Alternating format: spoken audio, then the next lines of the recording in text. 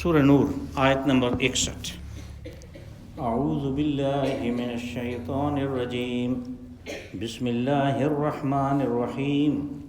لیس علی الاعمى حرج ولا علی الاعرج حرج ولا علی المریض حرج ولا علی انفسکم ان تأکلوا من بیوتکم او بیوت آبائکم او بیوت امہاتکم او بیوت اخوانکم او بیوت اخواتکم او بیوت اعمامکم او بیوت عماتکم او بیوت اخوالکم او بیوت خالاتکم او ما ملکتم مفاتحہ او صدیقکم لیس علیکم جناح ان تأکلوا جمیعا او اشتاتا فإذا دخلتم بيوتا فسلموا على أنفسكم تحية من عند الله مباركة طيبة كذلك يبين الله لكم الآيات لعلكم تعقلون إنما المؤمنون الذين آمنوا بالله ورسوله وإذا كانوا معه على أمر جامع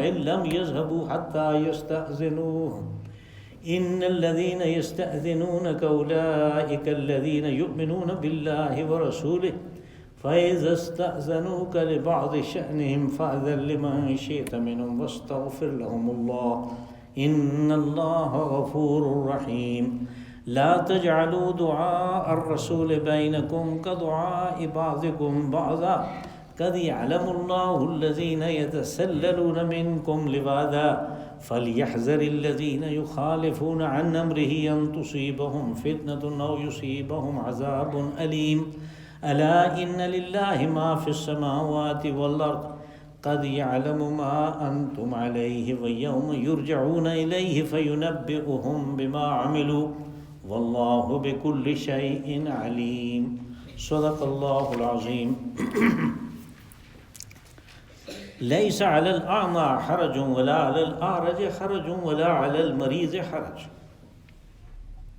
نہ تو نابینا پہ کوئی تنگی ہے اور نہ ہی لنگڑے پہ اور نہ ہی کسی مریض پہ، ولا علی انفسکم اور نہ ہی تمہارے اوپر اس قسم کی کوئی تنگی ہے، ان تأکلوا من بیوتکم و بیوت آبائکم، تم اپنے گھروں میں بیٹھ کے کھاؤ یا اپنے جو باپ ہیں چچا دادا ہیں ان کے گھروں میں کھاؤ، او بیوت امہاتکم یا ماؤں کے گھروں میں کھاؤ، او بیوت اخوانکم او بیوت اخواتکم یا بھائیوں کے گھروں میں یا بہنوں کے گھروں میں، او بیوت اعمامکم او بیوت عماتکم یا چچاؤں کے گھر میں یا جو پھوپھیاں ہیں ان کے گھر میں، او بیوت اخوالکم او بیوت خالاتکم یا خالہ کے گھر میں یا ماموں کے گھر میں، او ما ملکتم مفاتحہ او صدیقکم یا جن کی تولیت تمہارے حوالے ہے یا تمہارے دوست ہیں ان کے گھروں میں کھاؤ۔ لیس علیکم جناح ان تأکلوا جمیعا واشتاتا، اور تمہارے اوپر کوئی گناہ اس بات میں بھی نہیں ہے، تم چاہو تو اکٹھے بیٹھ کے کھاؤ، چاہو تو علیحدہ علیحدہ کھاؤ۔ فَإِذَا دَخَلْتُمْ بُيُوتًا فَسَلِّمُوا عَلَىٰ أَنفُسِكُمْ تَحِيَّةً مِّنْ عِندِ اللَّهِ مُبَارَكًا طَيِّبًا، ہاں جب کسی کے گھر میں جاؤ تو پہلے سلام کرو، اور یہ تمہارے اللہ کی طرف سے ایک مبارک یعنی برکت ڈالنے والی چیز اور پاکیزہ ہے۔ كَذَلِكَ يُبَيِّنُ اللَّهُ لَكُمُ الْآيَاتِ لَعَلَّكُمْ تَعْقِلُونَ، یوں اللہ اپنی آیات کی وضاحت کرتا ہے تاکہ تم سمجھ لو۔ انما المؤمنون الذین آمنوا باللہ ورسولہ، بے شک مومن وہ ہیں کہ جو ایمان لائے اللہ پہ اور اس کے رسول سے، وَإِذَا اور رسول پہ، وَإِذَا كَانُوا مَعَهُ عَلَىٰ أَمْرٍ جَامِعٍ لَمْ يَذْهَبُوا حَتَّىٰ يَسْتَأْذِنُوا، اور جب وہ رسول علیہ الصلاۃ والسلام کے پاس اکٹھے ہوں کسی اجتماعی کام کے لیے تو وہ بغیر اجازت سے وہاں سے ٹلے نہیں۔ ان الذین یستأذنونک اولئک الذین یؤمنون باللہ ورسولہ، بے شک وہ لوگ جو اجازت لیتے ہیں آپ سے مجلس سے اٹھ کے جانے کی، وہ ہیں جن کا ایمان ہے اللہ پہ اور رسول پہ۔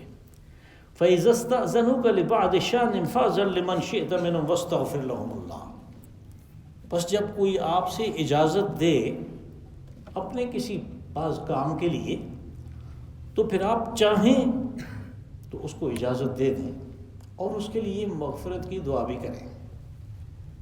ان اللہ غفور رحیم، بے شک اللہ بخشنے والا مہربان ہے۔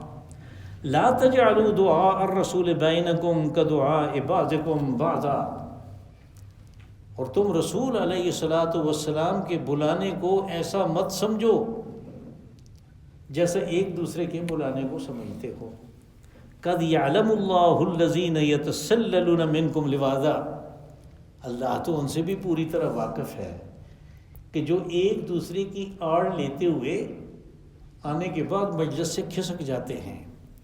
فَلْيَحْذَرِ الَّذِينَ يُخَالِفُونَ عَنْ أَمْرِهِ أَن تُصِيبَهُمْ فِتْنَةٌ أَوْ يُصِيبَهُمْ عَذَابٌ أَلِيمٌ، پس لوگ اس بات سے ڈریں کہ حضور صلی اللہ علیہ وسلم نے جو حکم دیا اس کے خلاف کریں۔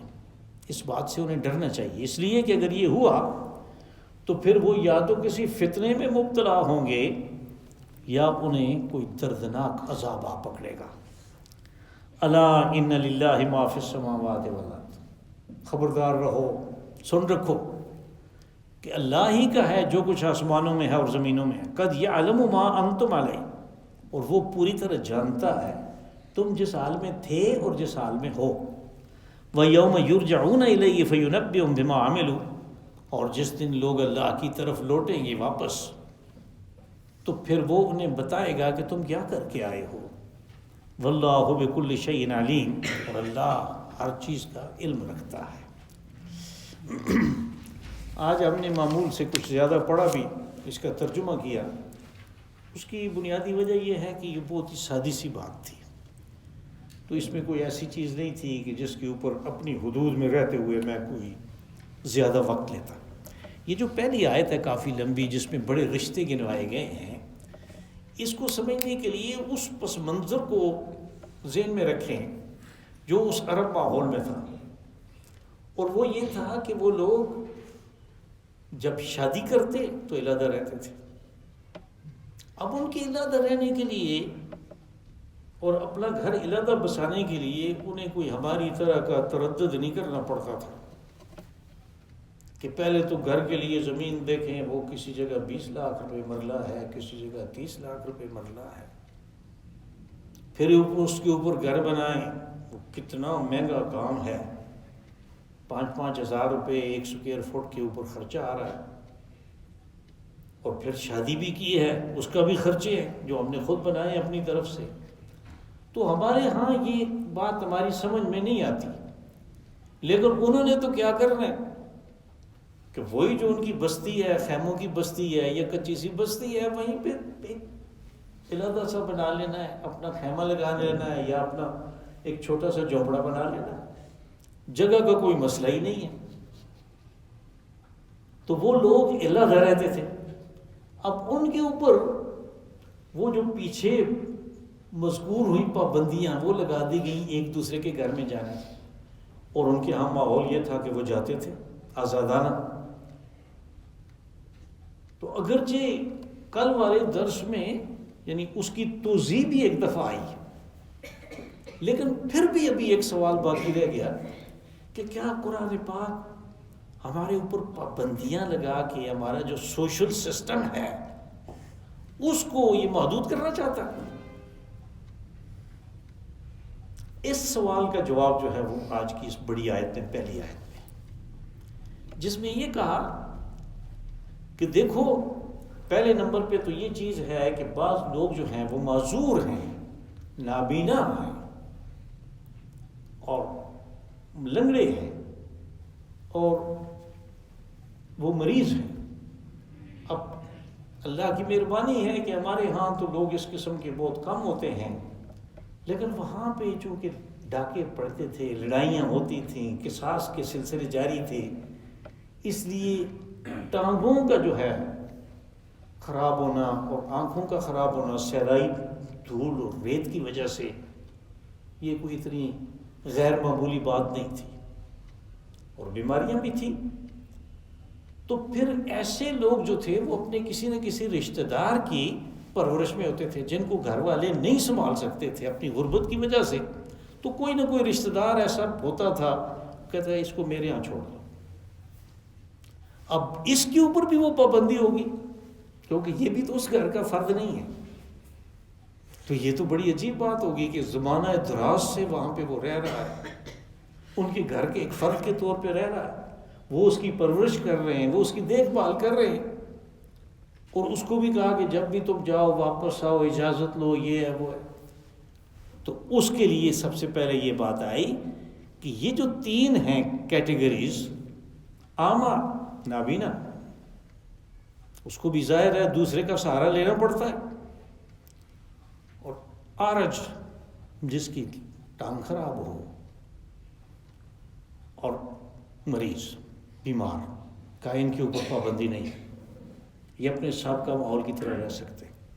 وَلَا عَلَىٰ أَنفُسِكُمْ أَن تَأْكُلُوا مِن بُيُوتِكُمْ، اور کہا کہ تمہارے اوپر بھی یہ پابندی نہیں ہے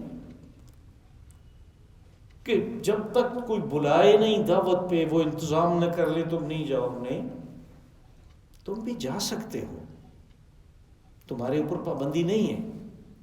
آخر میں جا کے، آیت کے آخر میں جا کے بات آئی کہ ہاں جس وقت جاؤ سلام کر لو، اور پھر اس کی وجہ بھی بتا دی وہاں پہ. کہا تمہارے اوپر پابندی نہیں ہے کہ تم کھاؤ اپنے گھروں سے، یا کھاؤ اپنے باپ کے گھر سے، یا کھاؤ اپنی ماں کے گھر سے. اور یہ جمع اس لیے استعمال ہوا کہ جب باپ کو جمع استعمال کریں تو اس سے مراد باپ دادا پردادا سارے آ جاتے ہیں. ماؤں کو اس لیے جمع کیا کہ وہاں پہ اکثر و بیشتر ایک سے زیادہ ہوتی تھی، تو جو سوتیلی ہے وہ بھی ہر صورت میں ماں کے حکم میں داخل ہے. یا بھائیوں کے گھروں میں اخوان، یا بہنوں کے گھروں سے، یا چچا کے گھر سے، یا بیوت عماتکم پھوپھی، یا اخوالکم جو آپ کی خالائیں ہیں، اور بیوت خالاتکم یا تمہارے جو ماموں ہیں. یہ آگے پیچھے ہو گیا، اخوال جو ہیں وہ ماموں ہیں، اور خالات جو ہیں وہ خالہ ہیں. او ما ملکتم مفاتحہ او صدیقکم، یہ جو ہے او ما ملکتم مفاتحہ، یوں تو اس کے ذرا تھوڑے مختلف معنی کیے گئے، لیکن میں سمجھتا ہوں کہ وہ کثرت سے جن لوگوں نے کہا کہ یہ وہ لوگ ہیں کہ جن کے گھر کی تولیت آپ کے حوالے ہے. یعنی مثال کے طور پہ ایک گھر ہے جس میں 2 یتیم ہیں، ایک ان کی ماں ہے، تو اب ان کی پرورش، ان کی تولیت، ان کی دیکھ بھال ایک آدمی کے ذمہ ہے، اور وہی سارا کچھ کر رہا ہے. اگر وہ ان کے گھر بیٹھ کے کچھ کھاتا ہے تو کوئی اس کے اوپر پابندی نہیں ہے. اور صدیقکم یا دوست کے گھر تم جا سکتے ہو. لیس علیکم جناح ان تأکلوا جمیعا واشتاتا، اور وہاں پہ بھی یہ پابندی نہیں ہے کہ تم نے ان کے ساتھ بیٹھ کے کھانا ہے ایک ہی پلیٹ میں یا ایک ہی ٹرے میں. نہیں، علیحدہ علیحدہ بھی کھا سکتے ہو، اکٹھے بھی کھا سکتے ہو، پابندی نہیں ہے. وَإِذَا دَخَلْتُمْ بُيُوتًا فَسَلِّمُوا عَلَىٰ أَنفُسِكُمْ، کہا یہ بات ہے کہ جب جاؤ کسی کے گھر پہ تو پہلے سلام کر لو. فَسَلِّمُوا عَلَىٰ أَنفُسِكُمْ تَحِيَّةً مِّنْ عِندِ اللَّهِ مُبَارَكَةً طَيِّبَةً، کہا یہ اللہ کی طرف سے ایک کلمہ دعائیہ ہے. یعنی آپ جب جاتے ہیں تو تعلقات کی خوشنودی کے لیے، تعلقات کی بڑھوتری کے لیے، اس کے دل میں اپنی جگہ کو مزید وسیع کرنے کے لیے آپ اس کو دعا دیتے ہیں کہ اللہ پاک تمہارے اوپر سلامتی کرے، تمہارے اوپر اپنی رحمت کرے، تمہارے اوپر اپنا فضل کرے. السلام علیکم ورحمۃ اللہ وبرکاتہ، اور تمہارے گھر میں برکتیں ہوں اس کی. تو یہ ایک دعا ہے تحیت، اور یہ اللہ کی طرف سے ہے، من عند اللہ مبارکتاً طیبہ. یعنی پہلے کہا کہ یہ دعا ہے اللہ کی طرف سے، پھر کہا مبارکہ کہ اس میں برکت ہے. اور برکت کس چیز کو کہتے ہیں کہ آپ گئے ہیں، آپ نے ان کے لیے ایسی دعا کی کہ جس میں برکت بھی شامل تھی، تو وہی چیز جو انہوں نے اپنے لیے بنائی تھی وہ آپ سمیت کافی ہوگی. یہ برکت ہے. اور یہ طیبہ کہ یہ کلمہ جو ہے وہ پاکیزہ بھی ہے. اور طیبہ وہ چیز ہوتی ہے کہ جو پاک ہو، پاک کرنے والی ہو. یعنی ایک تو وہ ہوتا ہے کہ وہ چیز ہے وہ خود پاک ہے، جیسے ہماری فقہ میں ایک مسئلہ ہے، ہمارے ہاں تو اس کی ضرورت نہیں پڑتی، اس لیے کہ ڈرین کے لیے بڑے بڑے نالے بنے ہوئے ہیں، لوگ وضو کرتے ہیں۔ تو فقہ کا مسئلہ ہے کہ ماء المستعمل طیب غیر طیب، ماء المستعمل طاہر غیر مطہر، کہ جو مستعمل پانی ہے، جو استعمال ہو گیا، آپ نے وضو کر لیا، وہ پاک ہے، اس کا چھینٹا پڑ گیا، کچھ بھی ہوا، وہ پاک ہے۔ لیکن یہ پاک کرنے والا نہیں ہے کہ آپ اس کو اکٹھا کر کے پھر کسی کو دیں گے یہ وضو کر لو، یہ نہیں ہے، غیر مطہر، وہ پاک کرنے والا نہیں ہے۔ تو یہاں پہ یہ جو طیبہ ہے یہ پاک ہے اور پاکیزہ کرنے والا ہے۔ کذالک یبین اللہ لکم الآیات لعلکم تعقلون، وہی فکرہ ہے۔ میں نے کہا تھا کہ جب کسی آیت کے آخر میں یہ چیز آئے تو اس سے مراد ہوتا ہے کہ پہلے کا جو حکم ہے اس میں جو سوال پیدا ہوا اس سوال کا جواب ہے، اس میں اگر کوئی کمی رہ گئی تھی، کوئی اشکال تھا، تو یہاں پہ وہ اشکال دور ہوا، وہ کمی دور ہو گئی۔ انما المؤمنون الذين آمنوا بالله ورسوله واذا كانوا معه على امر جامع لم يذهبوا حتى يستأذنوا۔ اب بات اصل میں منافقین سے کہ اس پہ ختم ہوئی تھی، اور ایک بیچ میں سے مضمون آ گیا تھا، اور یہ ختم ہوئی تھی آیت نمبر 57 پہ۔ وہاں پہ یہ کہا گیا تھا کہ کافر لوگ یہ گمان نہ کریں کہ وہ جو مکہ والے ہیں ان کے غالب آنے کا امکان زیادہ ہے یا کم ہے، وہ معجزین فی الارض، یعنی ہمیں زمین میں ہمیں عاجز نہیں کر سکتے، ہمیں شکست نہیں دے سکتے، ہمیں مغلوب نہیں کر سکتے۔ تو اس پہ وہ بات ختم ہو گئی اور ایک نیا مضمون ہوا، لیکن اب پھر اسی کو اٹھا لیا۔ یہ پھر منافقت کا جو بیان ہے کہ مومن صرف وہ ہیں۔ انما المؤمنون، انما جو ہے یہ کلمہ حصر ہے، اس لیے میں ترجمے میں کہتا ہوں کہ مومن صرف وہ ہیں آمنوا باللہ ورسولہ، کہ پہلی شرط تو یہ ہے کہ ان کا ایمان ہے اللہ پہ اور اس کے رسول پہ، اور یہ ایمان جو ہے یہاں پہ جو استعمال ہوا یہ اپنے کامل مفہوم میں ہے، یہ صرف کلمہ پڑھ لینے کا نام نہیں ہے، کلمہ شہادت پڑھ لینے کا نام نہیں ہے، بلکہ اس کی قلبی تصدیق بھی، جیسے ہم ایمان میں کہتے ہیں اقرار باللسان و تصدیق بالقلب، یہ دونوں چیزیں اس میں شامل ہیں، زبان کا اقرار اور دل سے اس کی تصدیق۔ تو یہاں پہ یہ مراد ہے کہ ان کا ایمان ہے وہ کامل اللہ پہ اور رسول پہ۔ وَإِذَا كَانُوا مَعَهُ عَلَىٰ أَمْرٍ جَامِعٍ لَمْ يَذْهَبُوا حَتَّىٰ يَسْتَأْذِنُوا، اور ان کے اس ایمان کے، کامل ایمان کے ہونے کی نشانی یہ ہے کہ جب کسی اجتماعی کام کے لیے رسول علیہ السلام کے پاس بیٹھے ہیں، یعنی اس مجلس میں بیٹھے ہیں، مجلس رسول صلی اللہ علیہ وسلم میں بیٹھے ہیں، کوئی مشورہ ہو رہا ہے، کوئی بات چیت ہو رہی ہے، تو وہ وہاں سے ٹلتے نہیں بغیر اجازت کے۔ ایسے نہیں کہ اپنی مرضی سے آئے اپنی مرضی سے گئے، نہیں، جب آئے ہیں مجلس میں اور کوئی اجتماعی بات ہو رہی ہے، اجتماع کے فوائد کی، کوئی مسالے کی بات ہو رہی ہے، تو پھر انہوں نے وہاں پہ ٹک کے بیٹھنا ہے، وہاں سے ٹلنا نہیں ہے۔ ہاں اگر ضرورت پڑ جائے تو اجازت لے کے جاتے ہیں، یستأذنوا، وہ اجازت لیتے ہیں۔ ان الذین یستأذنونک اولئک الذین یؤمنون باللہ ورسولہ، کہا لوگوں میں سے وہ جو مجلس میں اٹھنے سے پہلے آپ سے اجازت طلب کرتے ہیں وہ ہیں کہ جن کا ایمان ہے اللہ پہ اور رسول پہ۔ فَإِذَا اسْتَأْذَنُوكَ لِبَعْضِ شَأْنٍ فَأْذَن لِمَنْ شِئْتَ مِنْهُمْ، کہا کہ ان میں سے جو اجازت طلب کرتا ہے تو ان میں سے، اجازت طلب کرنے والوں میں سے رسول علیہ السلام کو اختیار دیا کہ جب وہ اپنے کسی کام کو پیش کرتا ہے کہ میرا یہ کام ہے تو آپ چاہیں تو اس کو اجازت دیں۔ اب یہ دو چیزوں پر اس کا انحصار ہے کہ جو مجلس میں بات ہو رہی ہے، جو مشورہ ہو رہا ہے، وہ کتنا اہم ہے، اور جو اپنا ذاتی کام وہ بتا کے جانا چاہتا ہے، اجازت لینا چاہتا ہے، اس کی کیا اہمیت ہے۔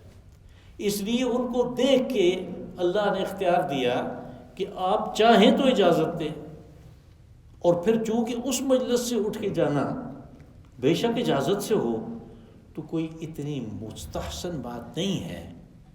اس لیے آگے فرمایا کہ وَاسْتَغْفِرْ لَهُمُ اللَّهُ، کہ جس کو آپ اجازت دے رہے ہیں کہ وہ رسول علیہ السلام کی مجلس سے اٹھ کے جا رہا ہے، آپ اس کے لیے استغفار بھی کریں. تو اس نے اجازت طلب کی وہاں سے اٹھنے کی. کیسی مبارک مجلس تھی، کیسی نورانت مجلس تھی، اور کتنا کیا اہم کام تھا اس کا جس کے لیے وہ اٹھ کے گیا. تو اس لیے اس کے لیے استغفار کریں. وَاسْتَغْفِرْ لَهُمُ اللَّهُ إِنَّ اللَّهَ غَفُورٌ رَحِيمٌ، اللہ بخشنے والا مہربان ہے. وَلَا تَجْعَلُوا لَا تَجْعَلُوا دُعَاءَ الرَّسُولِ بَيْنَكُمْ كَدُعَاءِ بَعْضِكُمْ بَعْضًا، یعنی رسول علیہ السلام بلاتے ہیں نا مجلس میں، آپ مشورے کے لیے بلاتے ہیں کہ آ جائیں، اور دوسرے لوگ بھی بلاتے ہیں کسی کام کے لیے. آپ کو کسی اپنے چچا نے، کسی ماموں نے، کسی رشتہ دار نے، کسی قبیلے والے نے بلایا. ان دونوں کا کہا بلانا ایک جیسا نہیں ہے. اس بلانے کو اور اس بلانے کو آپس میں ایک جیسا نہ سمجھو کہ اس میں تو تمہارا اختیار ہے، چاہو تو جاؤ، نہیں چاہو تو کل اس کو بہانہ کر دینا کہ مجھے یہ کام پیش آ گیا تھا. لیکن رسول علیہ السلام نے بلایا تو جانا ہے. اب دیکھیں کیا صورتحال ہوئی کہ جب بلایا تو آ گیا، مجلس میں بیٹھا تو اس کو جانے کی بغیر اجازت کی اجازت نہیں ہے اجازت، اور جب اجازت طلب کی تو وہ چاہیں تو اجازت دیں گے، اور پھر جس کو اجازت دیں گے اس کے لیے استغفار بھی کریں گے. یہ یعنی مختلف سٹیپ ہو گئے اس سارے کام کے. کہا کہ وہ ایک جیسا نہیں ہے، جیسے کوئی اور بلائے تو آپ اس کے ساتھ جو رد عمل ہوتا ہے، اور رسول بلائیں تو جو رد عمل ہو وہ ایک جیسا نہیں ہونا چاہیے، بلکہ یہاں پہ فوری طور پہ حاضر ہونا ہے. قَدْ يَعْلَمُ اللَّهُ الَّذِينَ يَتَسَلَّلُونَ مِنْكُمْ لِوَاظًا، کہا کہ اللہ تو ان سے بھی واقف ہے کہ جو مجلس سے ایک دوسرے کی آڑ لے کر کھسک جاتے ہیں. یہ تو لفظ ہے یتسللون، یہ چپکے سے کھسک جانے کو کہتے ہیں. اور اگر آپ کبھی یہ جو فٹ بال بہت زیادہ کھیلتے ہیں نا عرب لوگ، تو ساتھ میں کومنٹری بھی چل رہی ہوتی ہے، تو اس کومنٹری میں ایک لفظ آپ کو بہت زیادہ سننے کو ملتا ہے، تسلل تسلل تسلل. یہ آف سائڈ کو کہتے ہیں، یعنی وہ چپکے سے دوسری سائڈ پہ ہو گیا جدھر اس کو نہیں ہونا چاہیے تھا، آف سائڈ ہو گیا. تسلل، یتسللون، یہ تسلل کرتے ہیں، یعنی وہ چپکے سے کھسک جاتے ہیں. لواذا، ایک دوسرے کی آڑ لیتے ہوئے، ایک دوسرے کے پیچھے ہوتے ہوئے چپکے سے کھسک جاتے ہیں. یہ منافقین کی نشانی اصل میں بتائی. فَلْيَحْذَرِ الَّذِينَ يُخَالِفُونَ عَنْ أَمْرِهِ أَن تُصِيبَهُمْ فِتْنَةٌ أَوْ يُصِيبَهُمْ عَذَابٌ أَلِيمٌ. کہا کہ وہ لوگ جو رسول علیہ السلام کی جو ہدایت ہے، جو تعلیمات ہیں، جو ان کا حکم ہے، جو ان کا مشورہ ہے، جو اس کے خلاف چلنے کی کوشش کرتے ہیں، وہ خبردار رہیں. یحذرین، یحذر، حذر خطرے کو کہتے ہیں. وہ اس خطرے کو یعنی نوٹ کر لیں. کیا خطرہ ہے؟ ان تصیبہم فتنۃ او یصیبہم عذاب علیم، کہ اگر انہوں نے زندہ رہنا ہے تو انہیں کسی فتنے میں مبتلا کر دیا جائے گا، اور اگر انہوں نے مرنا ہے، بے شک فتنے کے بعد ہو یا فتنے سے پہلے مر جائیں، تو پھر عذاب علیم ہے، یعنی دوزخ ہے ان کے لیے. اب دیکھیں یہ قرآن پاک کی آیت کو دیکھیں، اور ہمارا اپنا جو بیہیویئر ہے، جو رد عمل ہے تعلیمات رسول صلی اللہ علیہ وسلم اور اللہ کے احکامات کے ساتھ، اس کو دیکھیں کہ کتنے احکامات اور کتنی تعلیمات ایسی ہیں کہ جن کی ہم مخالفت میں جا رہے ہیں. ہم جن کی یعنی آپ یوں کہیں کہ چونکہ اس کے ساتھ عن کا صلہ استعمال ہوا ہے، اس لیے میں اس لفظ کو تھوڑا سا نرم کروں گا. صلہ فَلْيَحْذَرِ الَّذِينَ يُخَالِفُونَ عَنْ أَمْرِهِ، عن کی وجہ سے اس کو تھوڑا نرم کیا جا سکتا ہے. یعنی میں کہہ سکتا ہوں کہ اس کا ترجمہ یہ بھی ہو سکتا ہے کہ وہ گریز کرتے ہیں، وہ اس سے بچنے کی کوشش کرتے ہیں کہ رسول علیہ السلام نے ایک کام کا کہا کہ یہ ایسے کرنا ہے، اس سے گریز اختیار کرتے ہیں.